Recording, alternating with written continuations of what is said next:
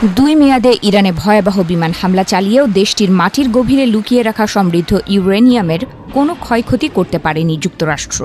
অনেকের মতে ইরানের কাছে যে পরিমাণ ইউরেনিয়াম রয়েছে তা দিয়ে 10টি পরমাণু অস্ত্র তৈরি সম্ভব।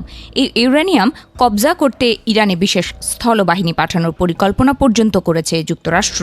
তবে ইরানের কাছ থেকে এই ইউরেনিয়াম অসম্ভব বলে আপাতত এই পরিকল্পনা থেকে সরে দাঁড়িয়েছে ট্রাম্প প্রশাসন।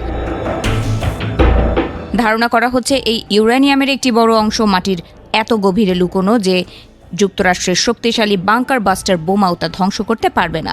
মার্কিন বাহিনী অভিযান চালিয়ে সেই ইউরেনিয়াম উদ্ধার করতে গেলে চরম ঝুঁকির মুখে পড়বে। বিশেষত কোনোভাবে এই ইউরেনিয়াম লিক করে বাতাসে আর্দ্রতার সংস্পর্শে এলে ওই পদার্থ অত্যন্ত বিষাক্ত হয়ে ওঠার আশঙ্কা রয়েছে। এই পরিস্থিতিতে ট্রাম্প প্রশাসন এখন কূটনৈতিক পথে হাঁটতে চাইছে। বিভিন্ন প্রণোদনা দিয়ে ইরানকে এই ইউরেনিয়াম হস্তান্তরে রাজি করানোর চেষ্টা চলছে।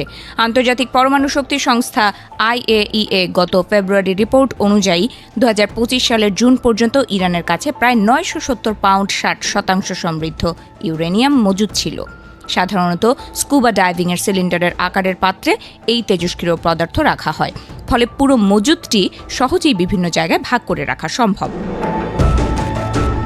বিশেষজ্ঞদের ধারণা, ইরানের অধিকাংশ সমৃদ্ধ ইউরেনিয়াম সম্ভবত ইস্পাহান পারমাণবিক কমপ্লেক্সের কাছাকাছি মাটির নিচে মজুদ রয়েছে। ওয়াশিংটনের গবেষণা সংস্থা Jewish institute for national security of আমেরিকার বিশ্লেষণ অনুসারে এই কমপ্লেক্সটি একটি পাহাড়ের নিচে এতটাই গভীরে অবস্থিত যে বাংকার বাস্টার বোমার নাগালেরও বাইরে।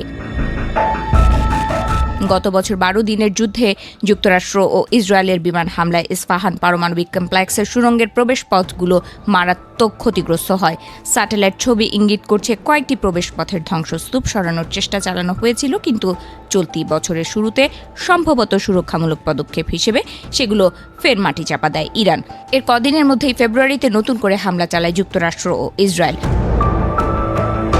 আবার অনেকের মতে অতি সমৃদ্ধ ইউরেনিয়ামের একটি ছোট অংশ ইরানের বৃহত্তম সমৃদ্ধকরণ কেন্দ্র নাতানজেও রাখা থাকতে পারে।